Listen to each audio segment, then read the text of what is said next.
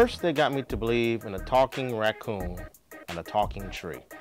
And now, damn if they didn't take one of the lamest superheroes ever and make a movie that I consider now to be one of the best of all the Marvel films.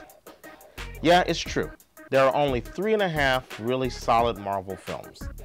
In order: Captain America: Winter Soldier, Guardians of the Galaxy, Iron Man, the first one, and the first half of the Avengers, the original Avengers.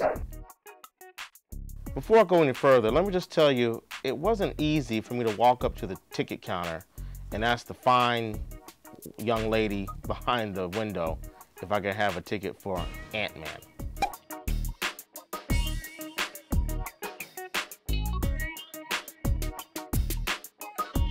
The story is pretty basic and pretty predictable, but I can sum up what makes this film work so well. Now, when I first heard they were making an Ant-Man movie, I was like, seriously? But then when I heard Paul Rudd was cast, I then thought this might work. I remember seeing Rudd in his early days on the TV show Friends, and then he became a full-on comedic actor. I thought it was great in I Love You Man, and I loved Dinner with Schmucks. So I started looking forward to this. Then there was all the ruckus about Edgar Wright leaving, but I heard that Joe Cornish was involved, the director of Attack the Block, and he was involved with the script, so I kept my hopes up.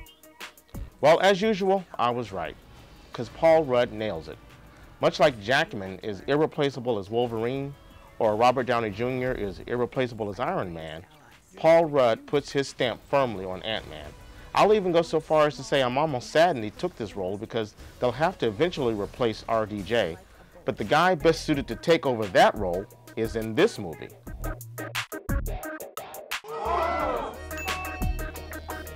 Rudd is really funny, especially in a scene that takes place in Baskin-Robbins, one of my favorite scenes.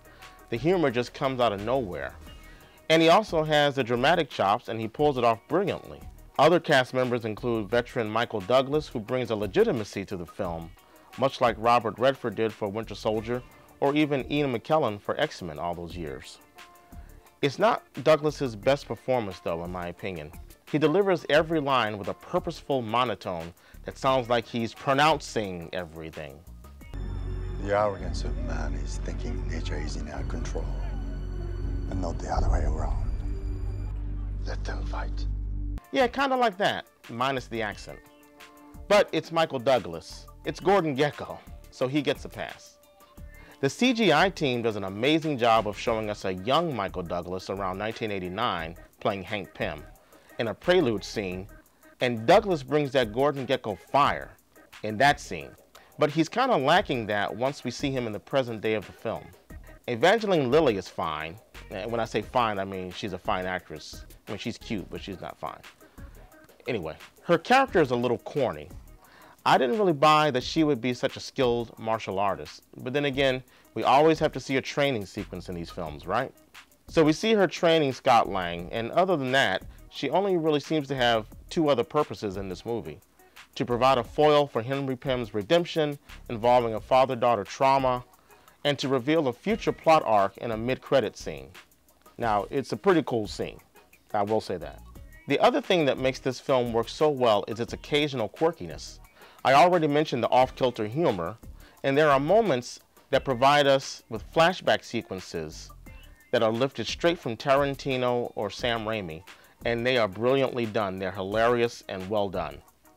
These flashback scenes, along with other scenes featuring an ensemble cast, make Ant-Man feel like a heist film. And it does make the tone a little uneven, but it's not a bad thing. It's more like icing on the cake. Unfortunately, these scenes are also provided by one of a couple characters that I had a problem with, and it's the biggest problem I have with the film overall. I just find it odd that in the entire cast, the two prominent characters of color are played as comic relief. How'd you do that, bro? Look at your shoulder. While Michael Pena did make me laugh occasionally, particularly in a scene where he and the crew decide they need to back it up, he and T.I. both made the hairs on the back of my neck rise. These two reminded me of two other comic relief stereotypes that weren't received very well. Listen Listen to your little punk ass. I mean, what you ever done for us except ding my rim? Kill Megatron. How about that? Well, he didn't get the job done, you know what I mean? Because he's back now. Okay, they weren't as bad as all that, but it sure came close. Now that's rude. Hey, I know somebody out there agrees with me. Corey Stoll, who plays the hero on the FX TV show The Strain, plays the villain here, and as I suspected, he makes a great villain. There's a bit of eye-rolling required as he murders a man early on in the film, and there are absolutely no consequences. But I'm going to predict right now that Corey Stoll does a better Lex Luthor in this film than Eisenberg will do in Batman vs. Superman. It's gonna blow up in your face. The movie more than delivers on action. The hand-to-hand combat scenes with Ant-Man as he shrinks and grows instantaneously to keep his opponents off balance was very impressive, and it really made me realize that he's not to be messed with. Now for us older geeks, there's even a reference to the classic 1970s Saturday Night Live superhero dinner party skit, which involves Ant-Man. There's also a cameo here that had me smiling ear to ear. I won't reveal anything, although most of you probably know what I'm talking about. But even though some are saying this person got his ass kicked by Ant-Man, I'm not going with that. I'm saying he was simply unprepared for Ant-Man's power set.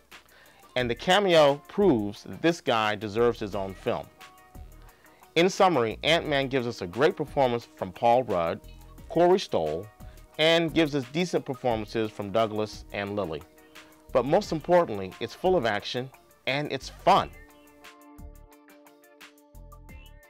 You don't owe this world a thing.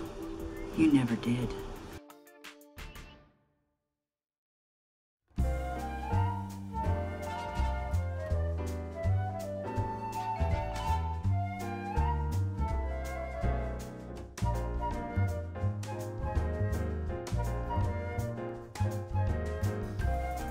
I'm giving it 4 stars despite a somewhat weak plot. Hey, Mad Max Fury Road had a weak plot too, and I still liked it. So at least I'm consistent. And that's the martini. This isn't so bad.